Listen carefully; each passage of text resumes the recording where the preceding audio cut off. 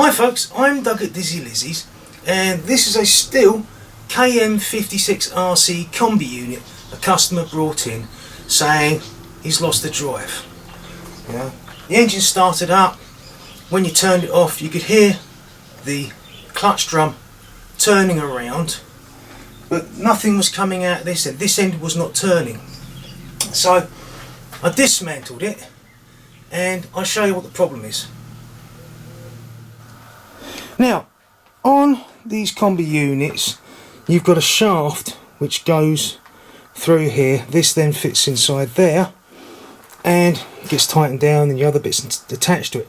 Now, most machines have a solid bar like this, and there's the, you can see the attachment on the end which the parts go into, the attachments like trimmers, pole trimmers and whatever.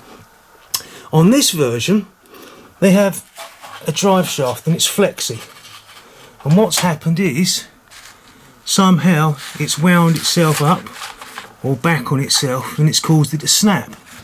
So that meant that this end here, it goes into the clutch drum, that was spinning, whereas this end which goes into this piece wasn't.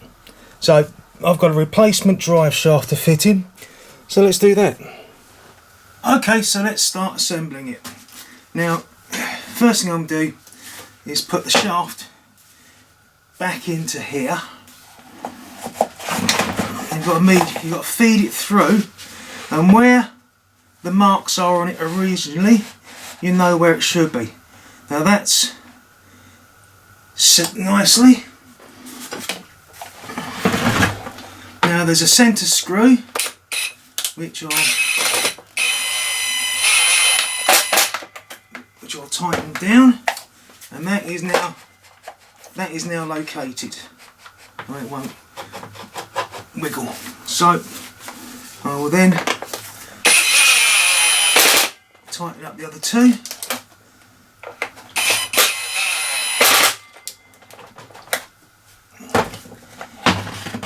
And that's the shaft now securely attached. Also, I've then got to do these two here, I forgot.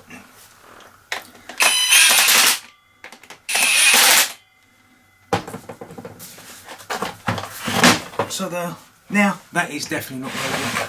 My mistake. Right, next thing, inserting the shaft. Now, it doesn't matter which way they go around because there is a square end to them.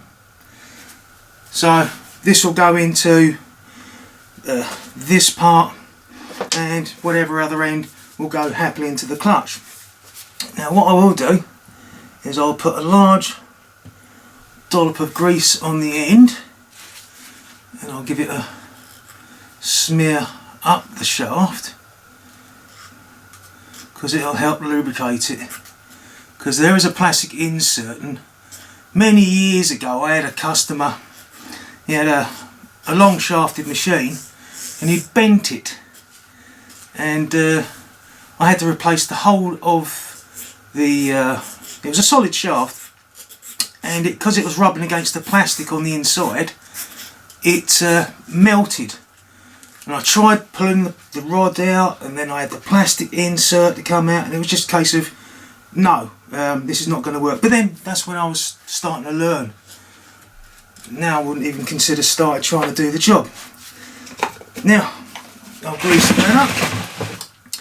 There is a centre to this, and you've got to make sure it goes in, because I also had another customer, he tried to insert a solid shaft and he wondered why it wasn't going in, and it's because he'd gone down the side and not into the centre of it. So I'll apply a bit more grease up at this end.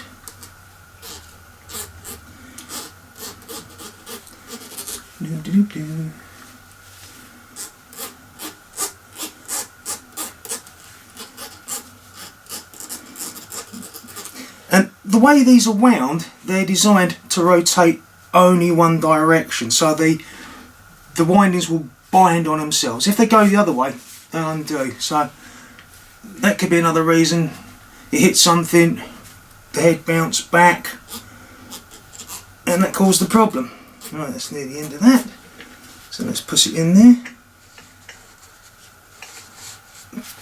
Can you hear that? That's the clutch drum rotating. Now the next thing is this plastic head bearing. The other shaft I showed you had this on the end of the metal shaft, but on these versions you've got a bearing with the head on it. So I'll put a little bit of grease in there, line it up, and then literally just pushes in. Make sure you line it up correctly. And now you can hear the clutch drum rotating when I spin this end. So that's that done.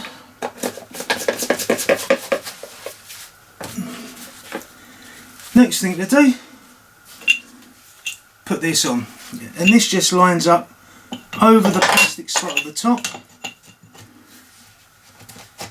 Tap it down, and where it was before you can see the marks.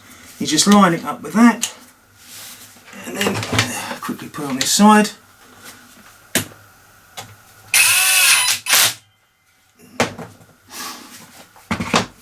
And that's the job done. That's the shaft fitted. Next thing, test it out. Okay, let's see if that spins.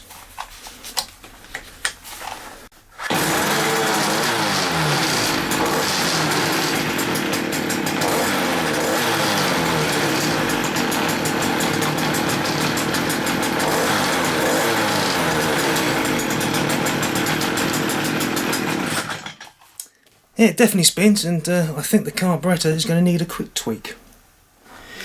It's not the worst air filter I've come across, but yeah, it definitely needs a clean, and the carburettor will be given the obligatory blow over. I have no idea why it is always two-stroke machines, so ends up with carburettors ending up like that. So, after a carb tune, let's see what it's like.